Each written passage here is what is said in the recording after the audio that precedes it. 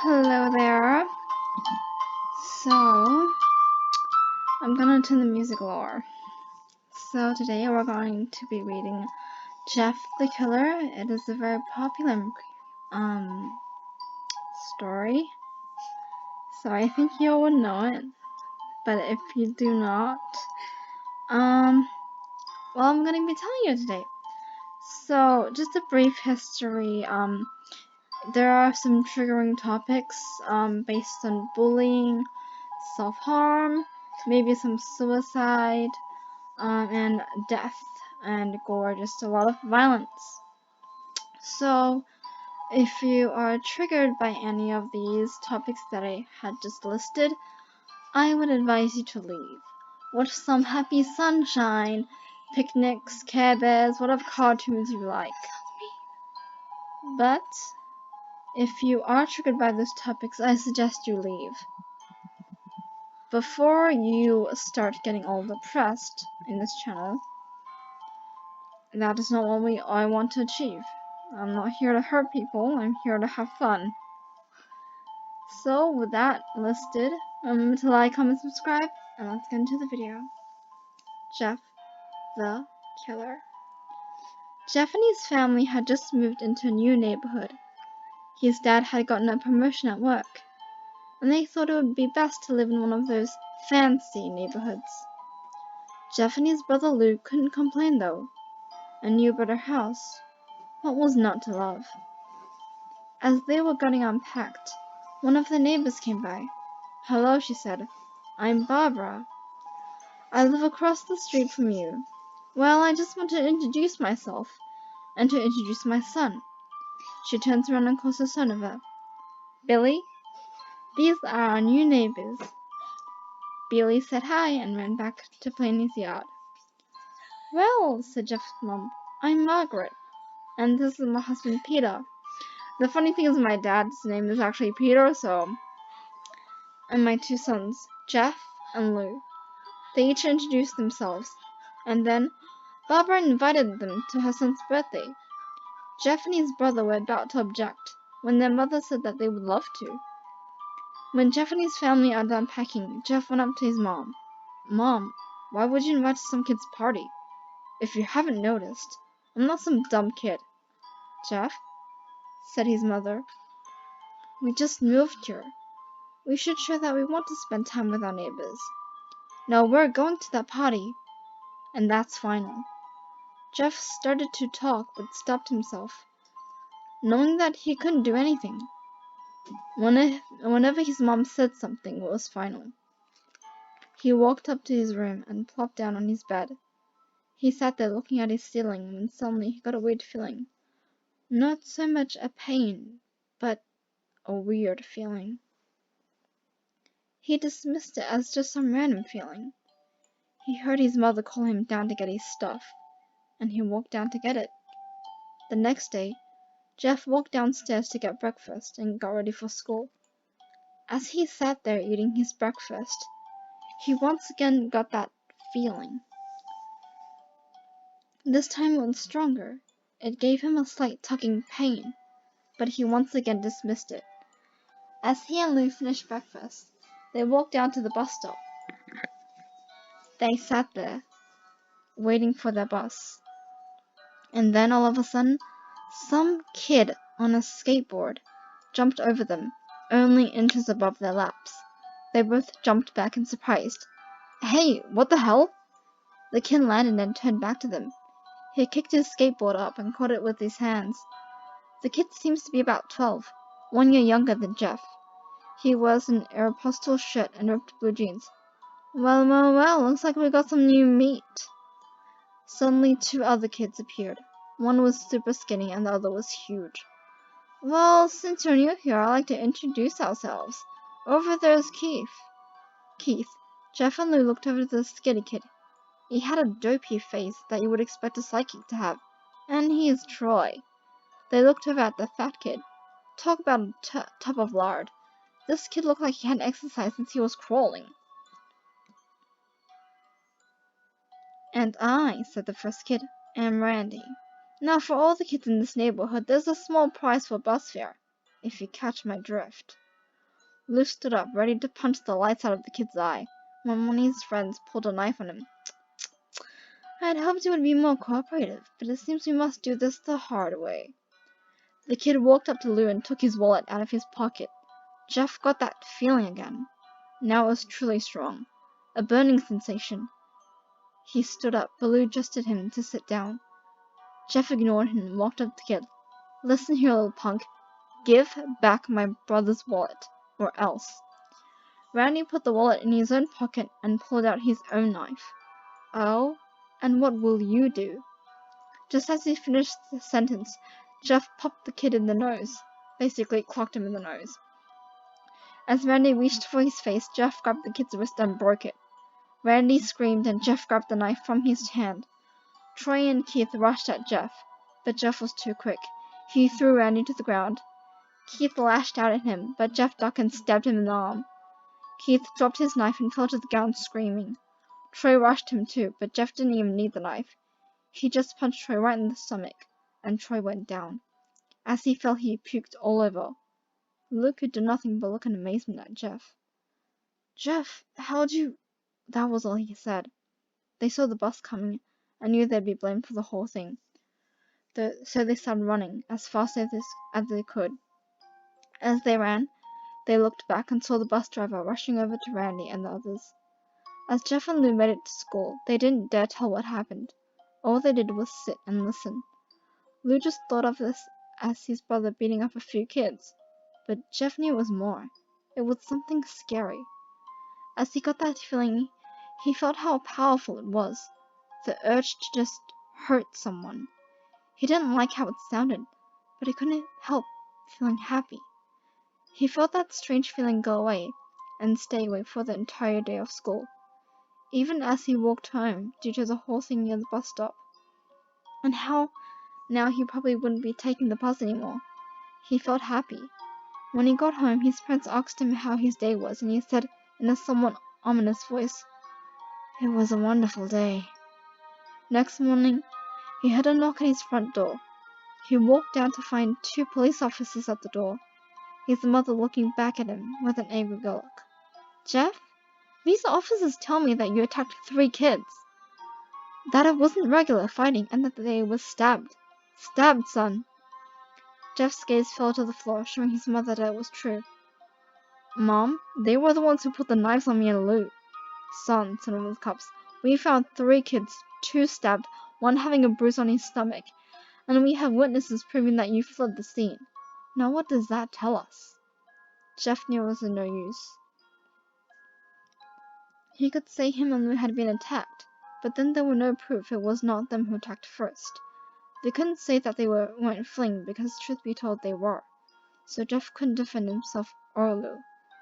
"Son, call down your brother." Jeff couldn't do it, since it was him who beat the kids. "Sir, it was me. I was the one who beat up the kids. Lou tried to hold me back, but he couldn't stop me." The cop looked at his partner, and they both nodded. "Well, kid, looks like you in juvie." "Wait," said Lou. They all looked up to see him holding a knife. The officers pulled their guns and locked them on Lou. "It was me. I beat up those little punks. Have the marks to prove it." He lifted up his sleeve to reveal cuts and bruises, as if he wasn't struggle. "Son, just put the knife down," said the officer. Lou held up the knife and dropped it to the ground. He put his hands up and walked over to the cops. "No, Lou, it was me. I did it." Jeff had tears running down his face. "Poor bro. Trying to take the blame for what I did. Well, take me away." The police let Lou out of the patrol car. "Lou, tell them it was me. Tell them I was the one who beat up those kids." Jeff's mother put her hands on his shoulders. "Jeff, please, you don't have to lie. We know it's Lou. You can stop."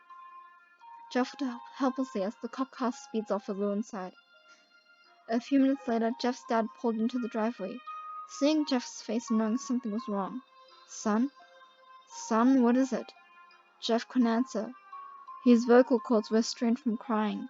Instead, Jeff's mother walked his father inside to break the bad news to him, as Jeff wept in the driveway. After an hour or so, Jeff walked back into the house, seeing that his parents were both shocked, sad, and disappointed. He couldn't look at them. He couldn't see how they thought of Lou when it was his fault. He just went to sleep, trying to get the whole thing off his mind. 2 years went by, with no words from Lou at GDC. No friends to hang out with. Nothing but sadness and guilt. That is until Saturday, when Jeff was woke up by his mother with a happy, sunshiny face. Now, if I was Jeff and my sister got taken to juvie of something I did, I would be like, no, either they're gonna take me away, or I'm not getting out of this house. Jeff, it's the day, she said as she opened up the curtains and let light flood into his room. What? What's today? Asked Jeff as he stirs awake.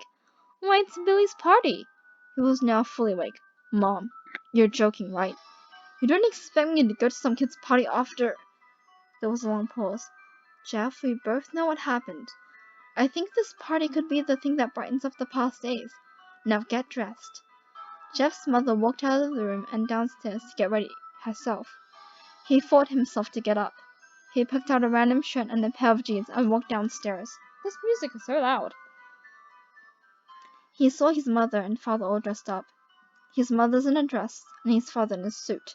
It's a party, not some formal ballroom shit. He thought, why would they ever wear such fancy clothes to a kid's party? Son, is that what you're gonna wear? Said Jeff's mom.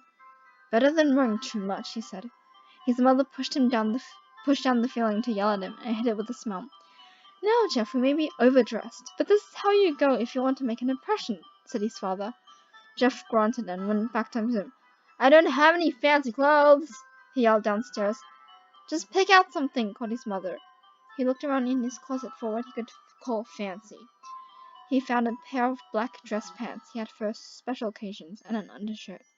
He couldn't find a shirt to go with it, though. He looked around, and only striped and patterned shirts, none of which go with dress pants. Finally, he found a white hoodie and put it on. You're wearing that? They both said. His mother looked at her watch. Oh, no time to change, let's just go. She said, dude, but they're neighbors. They live down the street. No time? Okay. As she headed Jeff and his father out the door, they crossed the street. See, they are only a street away. What the hell? They crossed the street over to Barbara and Billy's house. They knocked on the door and it appeared that Barbara, just like his parents, way overdressed. As they walked inside, all Jeff could see were adults, no kids. The kids are in the yard, Jeff. How about you go and meet some of them? Said Barbara. Jeff walked outside to a yard full of kids. They were running around in weird cowboy costumes and shooting each other with plastic guns. He might as well be standing in Toys R Us.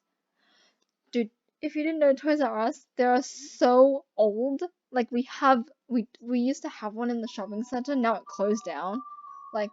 Toys R Us is just dead. Suddenly a kid came up to him, handing him a toy gun and hat. Hey, you wanna play? He said. No kid, I'm way too old for this stuff. The kid looked at him with a weird puppy dog face. Please, said the kid. Fine, said Jeff. He put on the hat and started to pretend to shoot at the kids. At first he thought it was totally ridiculous, but then he started to actually have fun. It might not have been super cool, but it was the first time he had done something that took his mind off of Lou. So he played with the kids for a while, until he heard a noise. A weird rolling noise. Then it hit him. Randy, Troy, and Keith all jumped over the fence on their skateboards. Jeff dropped the fake gun and ripped off the hat. Randy looked at Jeff with a burning hatred. Hello, Jeff, is it? He said. We have some unfinished business. Jeff saw his bruised nose. I think we're even. I beat the crap out of you and you got my brother sent to GDC. Randy got an angry look in his eyes. Oh no, I don't go for even. I go for winning. You may have kicked our asses that one day, but not today. As he said that, Randy rushed at Jeff. They both fell to the ground. Randy punched Jeff in the nose, and Jeff grabbed him by the ears and headbutted him. Jeff pushed Randy off of him, and both rose to their feet. Kids were screaming, and parents were running out of the house. Troy and Keith both pulled guns out of their pockets. No one interrupts, or guts will fly, they said. Randy pulled a knife on Jeff and stabbed him into his shoulder. Jeff screamed and fell to his knees. Randy started kicking him in the face. After 3 kicks, Jeff grabbed his foot and twisted, causing Randy to fall to the ground. Jeff stood up and walked towards the back door. Troy grabbed him. Need some help? He picks Jeff up by the back of the collar and throws him through the patio door. As Jeff tries to stand, he is kicked down to the ground. Randy repeatedly starts kicking Jeff until he starts to cough up blood. Come on, Jeff, fight me! He picks Jeff up and throws him into the kitchen. Randy sees a bottle of vodka on the counter and smashes the glass over Jeff's head. Fight! He throws Jeff back into the living room. Come on, Jeff, look at me. Jeff glances up, his face filled with blood. I was the one who got your brother sent to GDC. And now I'm just gonna sit there and let him rot in there for a whole year. We should be ashamed. Jeff starts to get up. Oh, finally, you stand and fight.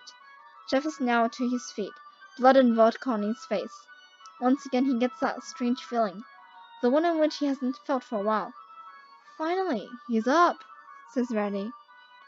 As he runs at Jeff, that's when it happens. Something inside Jeff snaps. His psyche is destroyed. All rational thinking is gone. All he can do is kill. He grabs Randy and pile drives him to the ground. He gets on top of him and punches him straight in the heart. The punch causes Randy's heart to stop. As Randy gasps for breath, Jeff hammers down on him, punch after punch. Blood gushes from Randy's body. All he can take is one final breath and dies. Everyone is looking at Jeff now, the parents, the crying kids, even Troy and Keith. Although they easily break from their gaze and point their guns at Jeff, Jeff sees the guns, trained at him, and runs for the stairs. As he runs, Troy and Keith let out fire on him, each shot missing. Jeff runs up the stairs. He hears Troy and Keith fall out behind as they let out their final rounds of bullets. Jeff goes into the bathroom and ducks. He grabs the towel rack and rips it off the wall. Troy and Keith race in, knives ready. Troy swings the knife at Jeff, who backs away and bangs the towel rack onto Troy's face. Troy goes down hard, and now all that's left is Keith. He is more agile than Troy, though, and ducks when Jeff swings the towel rack. He dropped the knife and grabbed Jeff by the neck. He pushes him into the wall. A thing of bleach fell down on top of him, and from the top shelf, it burnt both of them, and they both started to scream. Jeff wiped his eyes as best as he could. He pulled back the towel rack and string it into Keith's head. He lay there, bleeding to death. He let out an ominous smile. What's so funny? Asked Jeff. Keith pulled out a lighter and switched it on. What's funny, he said, is that you're covered in bleach and alcohol. Jeff's eyes widened as Keith threw the light at him. As soon as the flame made contact with him, the flames ignited the alcohol and bleach. While the alcohol burned him, the bleach bleached his skin. Jeff let out a terrible screech as he caught on fire. He tried to roll it out, but it was no use. The alcohol had made him a walking inferno. He ran down the hall screaming. Everybody started screaming too as they saw Jeff, now a man on fire, drop to the ground, nearly dead. The last thing Jeff saw was his mother and the other parents trying to extinguish the flame. That's when he passed out. When Jeff woke up, he had a cast wrapped around his face. He couldn't see anything, but he felt a cast on his shoulder and stitches all over his body. He tried to stand up, but he realized there was some tube in his arm, and when he tried to get up, it fell out, and a nurse rushed in. I don't think you can get out of bed just yet, she said, as she put him back in his bed and reinserted the tube. Jeff sat there with no vision, no idea of what his surroundings were. Finally, after hours, he heard his mother. Honey, are you okay? She asked. Jeff couldn't answer, though. His face was covered, and he wasn't able to speak. Oh, honey, I've got news. After all the witnesses told the police that Randy confessed trying to attack you, they just had to let Lou go. This made Jeff almost bolt up, stopping halfway, remembering the tube coming out of his arm. He'll be out by tomorrow, and then you two will be able to be together again. Jeff's mother hugs Jeff and says her goodbyes. The next couple of weeks were those where Jeff was visited by his family. Then came the day where his bandages were to be removed. His family were all there to see it, what he would look like. As the doctors unwrapped the bandages from Jeff's face, everyone was on the edge of their seats. They waited until the last bandage holding the cover of his face was almost removed. "Let's hope for the best," said the doctor. He quickly pulls the cloth, letting the rest fall from Jeff's face. Jeff's mother screams at the sight of his face. Lou and Jeff's dad stare awestruck at his face. What happened to my face?" Jeff said. He rushed out of bed and ran to the bathroom. He looked in the mirror and saw the cause of the distress. His face. It's horrible. His lips were burnt to a deep shade of red. His face was turned into a pure white color, and his hair singed from brown to black. He slowly put his hand to his face. It had a sort of leathery feel to it now. He looked back at his family, then back at the mirror. "Jeff," said Lou, "it's not that bad." "Not that bad?" said Jeff. "It's perfect." His family were equally surprised. Jeff started laughing uncontrollably. His parents noticed that his left eye and hand were twitching. Jeff, are you okay?" "Okay? I've never felt more than happy." "Look at me. This face goes perfectly with me." He couldn't stop laughing. He stroked his face, feeling it. Oh gee. This is weird. Looking at it in the mirror, what caused this? Well, you may recall that when Jeff was fighting Randy, something in his mind, his sanity, snapped. Now he was left as a crazy killing machine. That is, his parents didn't know. "Doctor," said Jeff's mom, "is my son alright, in the head?" "Oh yes, this behavior is typical for patients that have taken very large amounts of painkillers. If his behavior doesn't change in a few weeks, bring him back here and we'll give him a psychological test." "Oh, thank you, doctor." Jeff's mother went over to Jeff. "Jeff, sweetie, it's time to go." Jeff looks away from the mirror, his face still formed into a queer smile. "Okay, mommy." His mother took him by the shoulder and took him to get his clothes. "This is what came in," said the lady at the desk. Jeff's mom looked down to see the black dress pants and white hoodie her son wore. Now they're clean of blood and now stitched together. Jeff's mother led him to his room and made him put his clothes on. Then they left, not knowing that this was their final day of life. Later that night, Jeff's mother woke to a sound coming from the bathroom. It sounded as if someone was crying. She slowly walked over to see what it was. When she looked into the bathroom and saw a horrendous sight, Jeff had a knife and carved a smile into his cheeks. "Jeff, what are you doing?" asked his mother. Jeff looked over to his mother. "I couldn't keep smiling, Mommy. It hurt after a while. Now I can smile forever." Jeff's mother noticed his eyes, ringed and black. "Jeff, your eyes!" His eyes were seemingly never closing. "I couldn't see my face. I got tired and my eyes started to close. I burned out the eyelids so I could forever see myself. My new face." Jeff's mother slowly started to back away, seeing that her son was going insane. "What's wrong, Mommy? Aren't I beautiful?" "Yes, son," she said. "Yes, you are. Let me go get Daddy, so he can see your face." She ran into the room and shook Jeff's dad from his sleep. "Honey, get the gun. She stopped as she saw Jeff in the doorway holding a knife. "Mommy, you lied." That was the last thing they hear as Jeff rushes them with the knife, gutting both of them. His brother Lou woke up, startled by some noise. He didn't hear anything else, so he just shut his eyes and tried to go back to sleep. "Really?"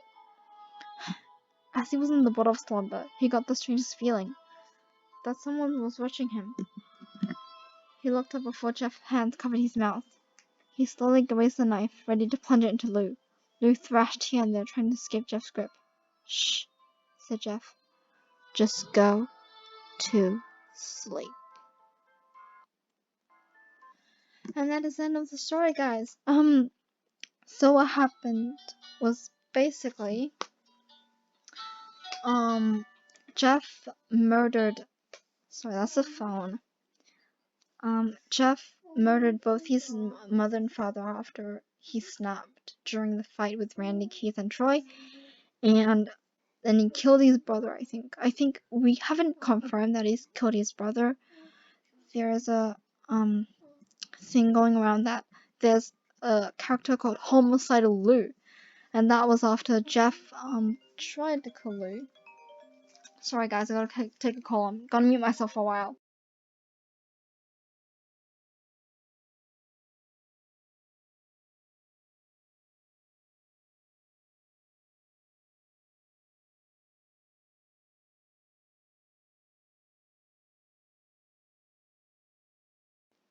Back guys, had a bit of a phone call. Now that I recap the whole story, there is a rumor going on that Lou hasn't died, but there's homicidal Lou, which has a person named Sally living inside of him, and that he can change personalities along with the Sally.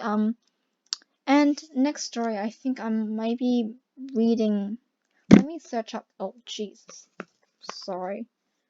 Let me search up what I will be reading next. Eyeless Jack. And that is a really interesting story, I think.